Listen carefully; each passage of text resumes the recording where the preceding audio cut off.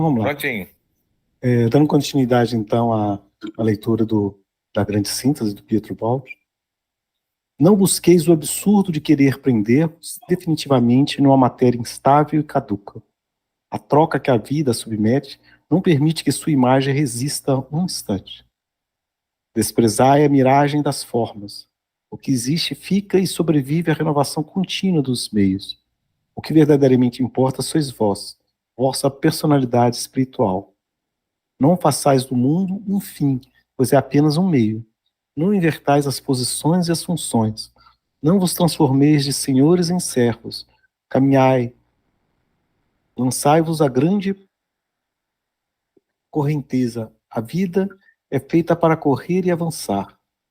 Triste é o lamento do tempo perdido no sono, do tempo que não trouxe nenhum progresso e vos deixou para trás, estacionários.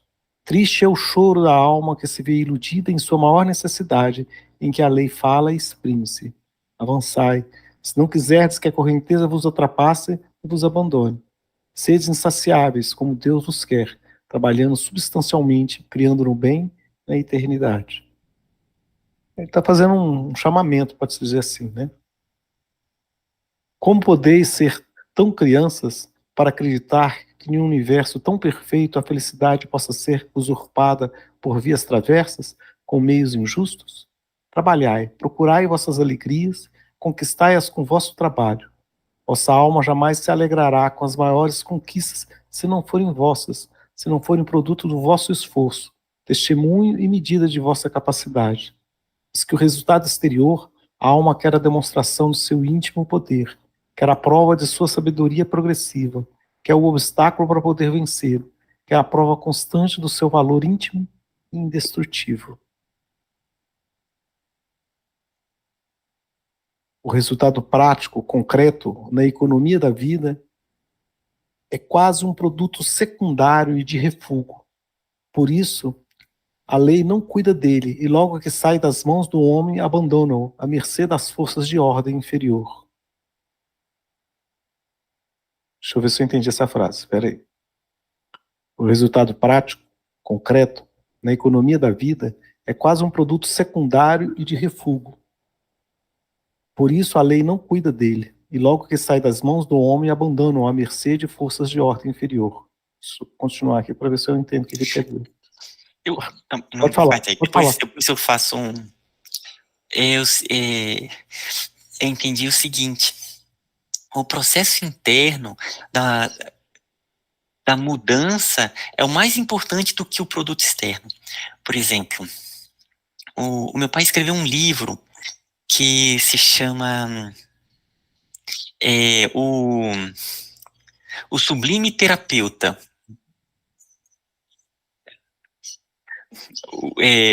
O Sublime Visitante. É mais ou menos assim o nome. Enfim, mas o que acontece? Ele pegou a obra do Nosso Lar e ele foi pegando todos os pontos aonde o Lísias apareceu. Os conselhos do Lísias. E aí ele fez um livro. O Visitante da Saúde. Pronto, lembrei, é isso. E ele fez um livro aonde ele foi pegando todas as reflexões do Lísias, que era o enfermeiro que auxiliou André Luiz, e fez um livro trabalhando com reflexões ligadas à saúde, do ponto de vista do Lísias. O papai demorou quase uns 2 anos escrevendo, trabalhando, o livro ficou grosso, e ele deu para uma editora, que depois a editora parou de editar e o livro sumiu. Aí a gente ficou conversando, puxa vida, né? Foi um trabalho tão grande que o papai fez, de reflexões. O livro ficou todo perdido, ninguém sabe da existência. O que acontece? O livro em si, o processo exterior, foi o mínimo. Ali, toda a ligação dele escrevendo, de ligação com o mundo maior, a corrente de pensamento que ele fortaleceu e muitos outros foram se conectar. São tantos e tantos frutos daquele trabalho dele. Foi um processo interno tão profundo de modificação, de ligação com os mentores e de concretização. O produto livro é só um aspecto ali que, mesmo que ele aparentemente tenha ficado perdido, é muito além, e principalmente o processo interno, ele é muito mais importante do que em si o produto externo, sabe? Então foi mais ou menos isso que eu compreendi aqui. Os espíritos, ah, ele tem um fluxo que está acontecendo no planeta todo. Se está vindo os aspectos concretos, tal, o mais importante é toda a modificação interna, porque é ela que vai ficar, ela que é o estável, ela que é o alicerce. Ué, legal. Não, bacana, muito interessante. Eu, Eu eu queria saber isso mais tempo. Pera aí. vou com você, Paulo Brito. Você Ah, me deu o livro, né, do Evangelho Terapia? aham. Ele está na minha mesa de cabeceira e eu tenho lido. Que material fabuloso aquele livro. Mas aquele livro é tão profundo, é tão inovador, e ele fez com uma edição própria, sabe-se lá. Talvez eu esteja com um dos únicos exemplares que ainda tenha sobrado junto com a família. E eu falo assim, meu Deus, que tesouro é isso aqui? Ele, É mais ou menos isso. ele, o Ismael está falando de um livro, chama Evangelho Terapia, escrito pelo Gilberto. Eu conheci pessoalmente o Gilberto, hoje ele está morando em Belo Horizonte. Ele está reeditando todos esses livros deles, inclusive a Evangelho Terapia, né? Eu não tenho um contato dele aqui agora, mas ele tem uma série de outros livros também com a mesma temática. Mas esse Evangelho Terapia é sublime, foi fruto de um grupo de estudos que ele fez aqui no Irmão Estevão durante vários 2, 3 anos. Então aquele ali não foi só de reflexões internas dele, mas de todo o grupo de estudo, sabe? E ele é médico homeopata, pediatra, então ele fala de saúde como ninguém, sabe? Muito interessante. E ainda sobre esse livro, o que eu achei interessante, a bibliografia, uma grande parte da bibliografia são com os livros do Baldi. Isso mesmo. Ele é o baldiano mesmo. É muito legal, né?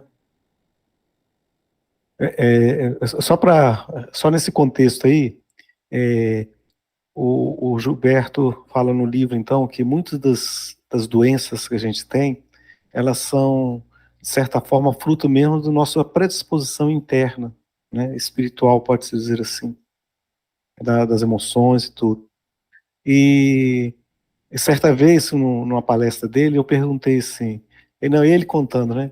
Então, aí a pessoa chegou e falou assim, não, eu tenho controle do meu corpo, e abriu a camisa assim, e abriu a janela, aquele vento frio abriu, e falou assim, nada me atinge.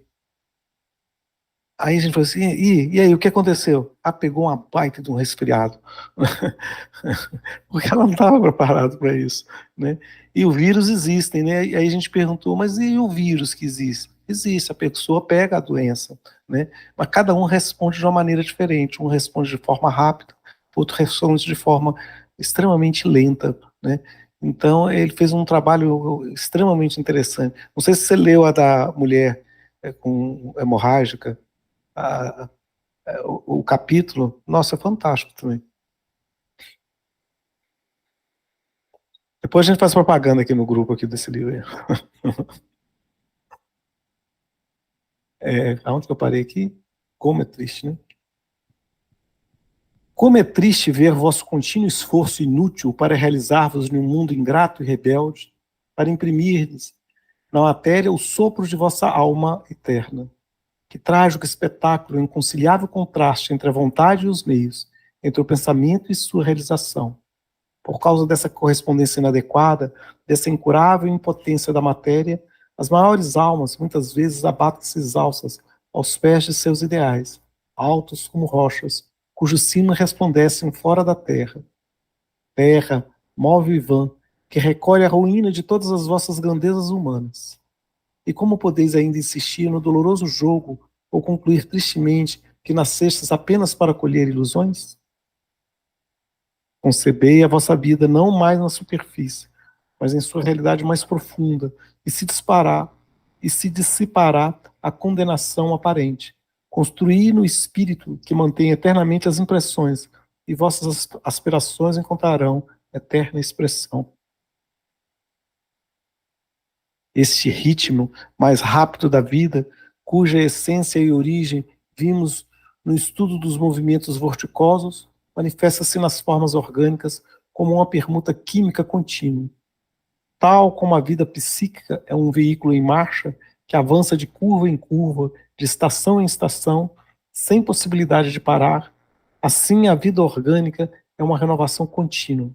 O material de que é constituída é uma corrente. Esse material, no entanto, no seu conjunto, é sempre o mesmo. Move-se circulando de organismo em organismo. A vida é interessante essa frase, né? Esse material, no entanto, de seu conjunto é sempre o mesmo. Move-se circulando de organismo em organismo, né?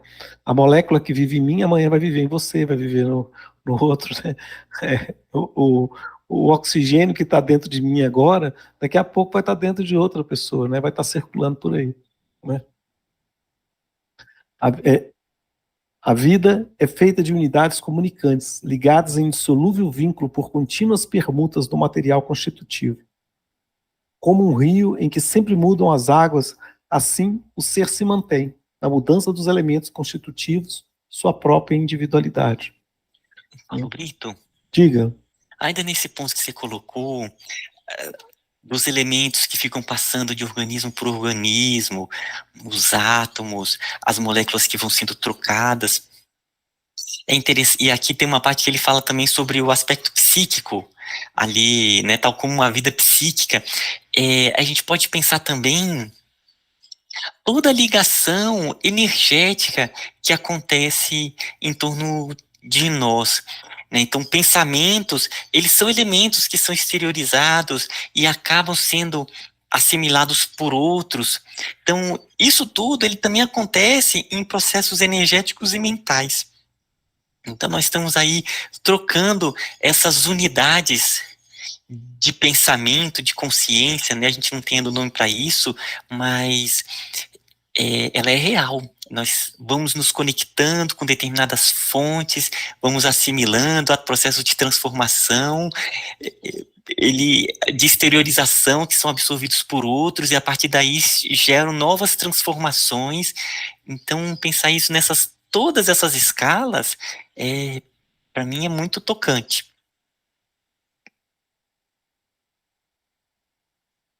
Sim, sim. A lógica vos indica a presença de um princípio superior, e diferente de cada uma das partes componentes, porque o mesmo material é plasmado diferentemente, individualizado em diferentes formas específicas, de acordo com a natureza do ser que dele se apropria. O organismo superior é uma verdadeira sociedade de células, com funções distintas, mas há uma coordenação de funções de cada uma das unidades menores diante das maiores. Há uma subordinação do interesse individual ao coletivo. Os organismos superiores são agrupamentos associados, semelhantes à sociedade humana, em que existe um poder central dirigente. As unidades componentes nascem e morrem de uma vida menor englobada no âmbito da vida maior. Basta o fato de que ela permanece constante para demonstrar a existência em vós de uma individualidade superior e independente. Vede como a vida e ao seu desenvolvimento está subordinado todo o transformismo dos materiais tomados na sua circulação. À vida maior são oferecidas em holocausto, como a um interesse superior. Todas as vidas menores que a atravessam e nela se sustentam. Eu vou ler de novo para entender essa frase, tá? Vede como a vida e ao seu desenvolvimento está subordinado todo o transformismo dos materiais tomados na sua circulação.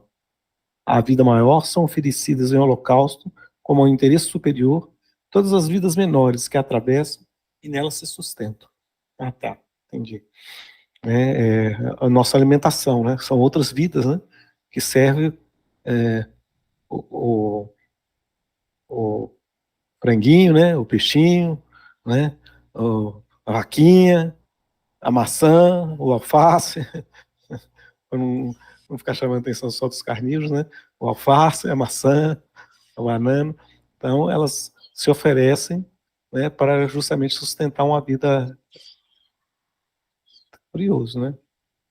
E Paulo Brito, eu acho que também não é só alimentação, não. Tem a questão da alimentação, Tem, Revito. mas para a gente se manter vivo, nós estamos aqui, muitos e muitos seres internos, eles morrem para nos manterem vivos. No ciclo, não que seja nesse processo da vida, da sinergia, tem muitas bactérias que estão aqui e que muitas morrem para nos manter vivos. A nossa vida, ela tá ligada com uma série de mortes, mas não é que é uma questão como se fosse competição.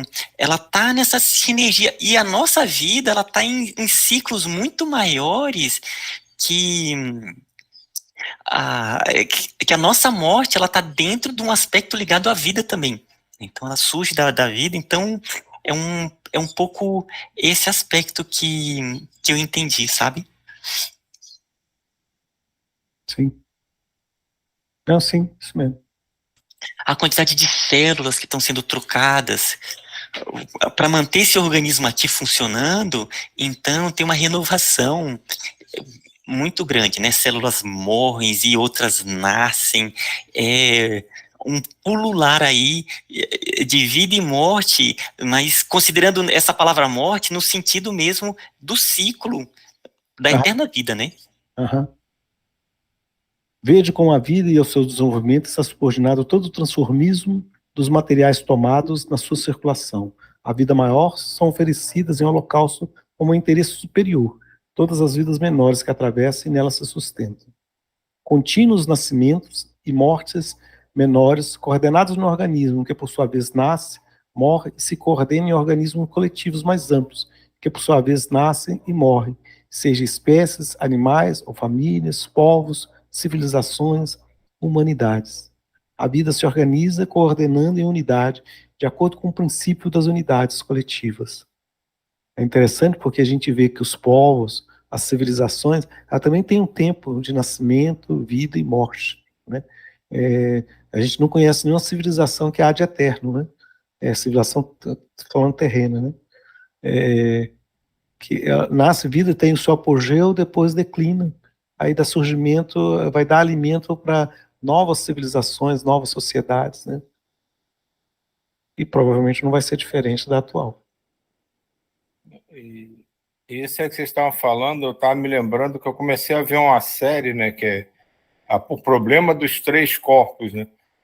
Que aí eu me lembrei disso porque fala justamente de uma civilização, né, muito mais avançada que resolve vir para a Terra e vai se servir, né, da Terra e a Terra está com medo que ela se extingua, né? Que é mais ou menos esse processo, né, do mais evoluído se servir do menos num processo constante de simbiose, de utilização um do outro, e todo mundo vai crescendo com isso. Os pequenininhos vão se tornando maiores e vão encontrando outros maiores, e todo mundo vai nesse processo cada vez mais complexo e integrado. Não existe, de fato, essa separação, né, do maior, do menor, do mais desenvolvido, do menos desenvolvido. Tudo é integrado e funcionando numa linha que pode não parecer lógica para a gente, mas que tem a sua lógica de ser. Um vai sustentando os mais, entre aspas, inferiores, né? De certa forma, sustentam os que estão no degrau acima e assim sucessivamente, num encadeamento que ainda, pelo menos a minha compreensão, foge totalmente. Mas, no final, formando tudo como se fosse uma única, como é que eu vou dizer, uma cadeia única de DNA. Todo mundo é interligado, mas numa sequência em direção a cada vez mais alto. Uhum. Bom, legal. Embora a substância viva e morra continuamente, a vida jamais se extingue. Renovar-se é a sua condição. A vida e a morte são apenas fases dessa renovação. A vida e a morte da unidade menor constituem a permuta da unidade maior, de que ela é parte orgânica. Nessa rede de leis, nas quais ocorrem os fenômenos e nas quais a matéria está presa, não há lugar para absurdos, como seria o fim de qualquer unidade menor ou maior.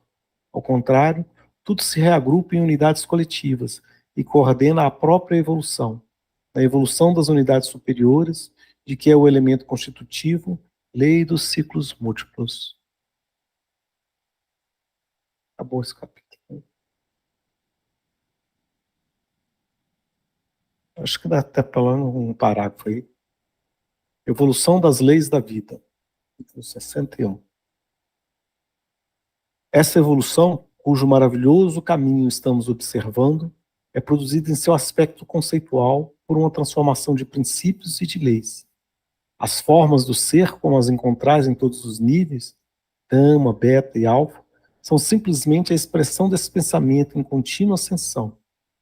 Na reconstrução desse pensamento, que atingis mediante a análise e a observação, está a síntese máxima, que resume o mistério da criação.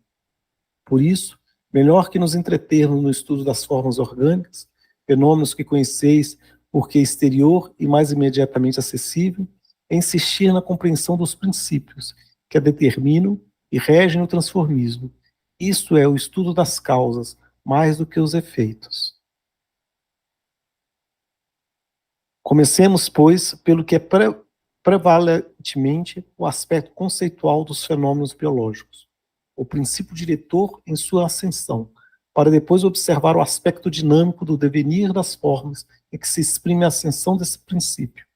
O aspecto estático das individuações orgânicas está suficientemente expresso por vossas categorias botânicas e zoológicas e pelo princípio evolucionista darwiniano das formas, já conhecido. Nesses três aspectos, como nas fases precedentes, esgota-se o estudo da fase alfa. Na realidade, estão fundidos juntos, presentes em qualquer gênero e a qualquer momento, como cada pensamento está fundido na veste que o manifesta. Assim, vos aparece na história do desenvolvimento ontogenético e filogenético, embriologia, metamorfologia e genealogia da espécie. Nossa. Só compreendereis isso se o considerais como desenvolvimento mais de princípio do que de formas, de psiquismo que de órgãos. Interessante, né? Que aí ele está colocando o desenvolvimento, o estudo das formas é bem mais simples, né? Que é o efeito, né, da matéria, do que a causa, o princípio que está por detrás. Né? É muito mais complicado, né? Porque não é palpável também. E é interessante mesmo essa parte que você colocou, né, das formas e ali da essência. E o momento em que a ciência começar a trabalhar com a essência, com esses princípios governantes que mantêm a forma, é uma verdadeira revolução, né? Então, é muito comum ainda, agora como a gente não sabe como fazer isso, então ele vai estudando a forma, tentando compreender um pouco o que está acontecendo, mas é muito pobre. Por exemplo, eles vão estudar o que acontece na meditação, nos momentos de orações, aí colocam vários sensores para ver ali como que o cérebro está atuando, onde que estão as microvoltagens do cérebro. Fala assim, olha, o momento que ele está aqui em meditação, é esse lóbulo que está funcionando, esse outro está tendo uma hiperconexão ali. Mas é como se a gente pegasse um rádio e fosse colocando vários sensores para ver as microvoltagens no funcionamento do rádio. Falasse assim, olha, o rádio funcionando, essa parte aqui, olha, tem uma corrente alta passando aqui, tem uma corrente... Mas não vai na essência do funcionamento do rádio, né? Aquelas ondas, a transformação, aonde que está ali a estação transmissora daquelas ondas. Então a gente entender toda a microvoltagem do funcionamento do rádio não faz com que a gente entenda a essência mesmo, os pontos mais profundos do funcionamento do rádio. Então, o que a sua voz está colocando aqui é isso, ó. Vai chegar um momento que vocês vão trabalhar ali, na essência, onde que está surgindo essa força, esse princípio governante que mantém a estrutura energética e da forma estável. Você falou interessante, um desses aí no YouTube, eu vi a fala de acho que devia ser uma médica, né, não sei, falando sobre que não precisava falar de espírito, porque a tristeza era fruto de uma substância lá no cérebro, que quando você está em excesso, você pode estar alegre, quando está com falta, você está triste, a raiva é um outro hormônio, e tudo isso é explicado pela química, né? Então, sabe, quando a pessoa está trabalhando apenas no efeito, né? No efeito e não na causa, ela não explica por que se você der uma injeção de adrenalina na pessoa, ela vai ter um determinado tipo de comportamento. Sim, mas e quando você não injeta, por que ela muda? Né? O que faz ela injetar mais ou menos adrenalina no sangue sem ser de forma artificial? Né? O que faz ela ficar triste e alegre, né, sem ser de forma artificial? Por que naturalmente ela aumenta ou diminui essas substâncias? Quem que coordena esse processo? Né? Mas ela não faz essa pergunta, ela faz a pergunta, eu fiz o experimento, que eu injetei isso, deu esse efeito, então essa é a causa. Né? Você entendeu? Ou seja, a pessoa consegue, trabalhando só no efeito, mostrando como se o efeito fosse a causa, sabe? E é complicado isso, né? Me veio essa cabeça. Eu não lembro quem que é que falou isso exatamente, mas foi recentemente que eu vi. Mas isso, Paulo, é a dinâmica da medicina clássica, como a humanidade conhece. Uhum. No outro dia a gente estava foi um dia desse, a gente falou até sobre isso, eu falei exatamente isso. A nossa medicina, ela cuida de sintomas, ela não cuida de doença, ela não cura absolutamente nada. Você ouve médicos, né, que se acham grandes, né, fenômenos da medicina, que se acham os maiores babilacas do mundo nas suas especialidades, e acham que curam isso, curam aquilo, curam tal paciente.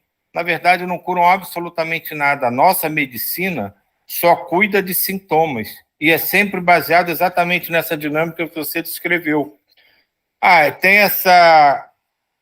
esse mecanismo aqui que causa isso, se a causa acabou, então se a gente modifica esse mecanismo, a gente resolveu o problema. Só que eles param ali. Da mesma forma que essa pessoa que você está relatando aí. Não precisa falar de espírito não, porque isso aí não tem nada a ver. Vamos ver aqui, porque cientificamente a gente consegue provar uma causa nisso aqui, está resolvido o problema. A nossa medicina, infelizmente, é isso. Ela não cura absolutamente nada. E o que aparentemente... eu tive um câncer, estou curado. Me desculpe a sinceridade, mas não. Você vai ter outra manifestação dessa desarmonia, ou ainda nesta vida, ou na próxima, ou numa ainda futura.